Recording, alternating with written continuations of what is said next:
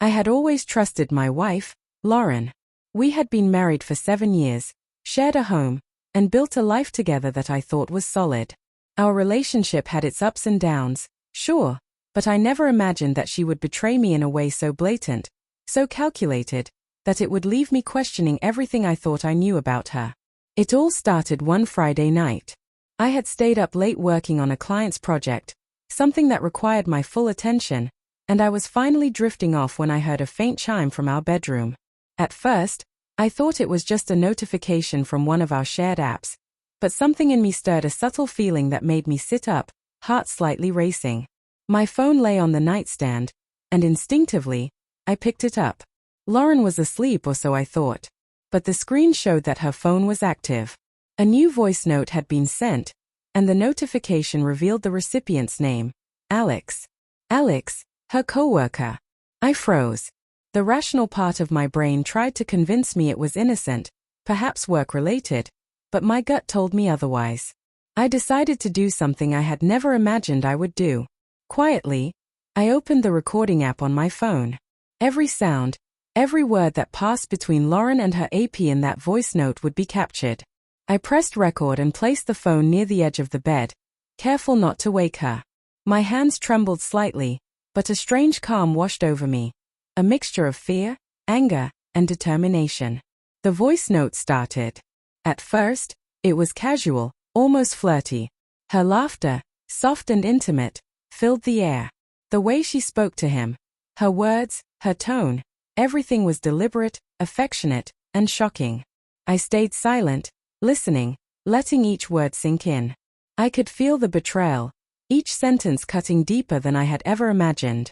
I realized at that moment that this wasn't just a fleeting mistake. This was premeditated, a secret she thought she could hide while I slept.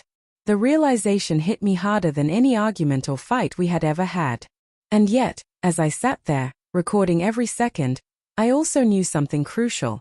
I now had the evidence. I had proof, undeniable and raw, of exactly what she had been hiding. The hours passed slowly, each moment punctuated by the sound of her voice in my ears. I had to think clearly, plan my next steps carefully. I wasn't going to react impulsively, not yet. This was a test, one she didn't even know she had failed, and I intended to handle it on my own terms. By the time the voice note ended, I felt a strange mix of anger and clarity. Lauren shifted in her sleep, completely unaware that I had just heard every intimate word she had sent to Alex. My mind raced, trying to piece together the timeline. How long had this been going on? Was this the first time? Or had there been countless messages I didn't know about? I knew I needed to remain composed. In the past, when I confronted her about smaller issues, emotions had taken over, and I had ended up looking like the unreasonable one. Not this time. This time, I had facts. Concrete, undeniable evidence that I could replay at any moment. And with that proof, I had control. The next morning, Lauren got up as usual, humming softly in the kitchen while I pretended to be absorbed in my work emails. She never suspected a thing. Seeing her act so normal, so oblivious, fueled my determination. The betrayal wasn't just in the voice note. It was in the secrecy, the pretense that our life together was untouched. Every laugh, every affectionate word she sent to Alex was a deliberate choice, and I had been unknowingly living alongside it. I thought about confronting her immediately, screaming, demanding answers, but I didn't. Instead, I chose to observe, to gather more information quietly. Over the next few days, I paid attention to her routines, subtle changes in behavior, and moments she thought she was private. Each step, I recorded discreetly, not just for evidence, but to understand the full extent of her deceit. By the third day, a pattern emerged. Alex wasn't just a coworker. He was the center of her attention whenever she had a moment away from me. There were texts, late-night calls, and subtle mentions of plans I wasn't included in. She believed she was clever, that I would never suspect, that our 7-year marriage was safe from discovery. She was wrong. It became painfully clear that Lauren had been living a double life, one that required careful planning and constant concealment. But what fascinated me, even in the midst of anger, was how ordinary it all seemed to her. To her, this was just excitement, fun, harmless flirting. To me, it was a betrayal of everything we had built, a breach of trust so deep that I questioned if we could ever recover from it. And yet, as I sat there watching her move through our shared life, I realized something crucial. I wasn't powerless. I had the upper hand. The voice note had changed the dynamic entirely.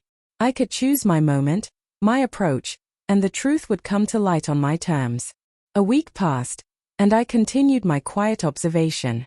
Lauren never suspected that the very life she was leading in secret was being meticulously documented. I played the recordings, analyzed her messages, and noticed details she had overlooked. The way she laughed when Alex joked, the phrases she used only with him, the subtle shifts in her tone that betrayed excitement and intimacy. Each piece confirmed what I already knew, but also revealed more layers of deception I hadn't anticipated. That evening, she returned home from work, her demeanor casual as always, but I noticed a faint smirk that didn't belong to our shared life. It was a private satisfaction reserved for someone else. I pretended to be engrossed in the evening news while she moved around the living room, leaving her phone unattended. The temptation to check it was immense, but I resisted. I had enough evidence. I didn't need to risk exposure. Dinner was quiet. Lauren chatted about her day, about mundane office politics, while I maintained a calm, measured presence. No outbursts, no accusations, just silent observation. But behind my composure, my mind was working, replaying the voice note, the tone, the words, the laughter. The betrayal was visceral. It wasn't just about infidelity. It was about the pretense, the layers of lies that had allowed her to feel safe while secretly betraying me. Later that night, I decided to confront the reality I had been avoiding. I sat in my office, surrounded by the recordings, her messages, and my notes. Every decision I had made to stay calm and gather evidence now made sense. If I reacted impulsively, I would have lost the advantage, and the truth might have been dismissed as paranoia. But now, armed with facts, I had a path forward. The next morning, Lauren noticed my quiet demeanor. She asked if something was wrong, her voice laced with concern and curiosity. I didn't answer immediately. Instead, I let a moment of silence stretch between us, letting the weight of my presence convey more than words could. She studied me, unease creeping into her expression. The veil of normalcy she had relied on was slipping, and for the first time in weeks, I saw a flicker of uncertainty in her eyes. That was the turning point. I didn't yell. I didn't beg.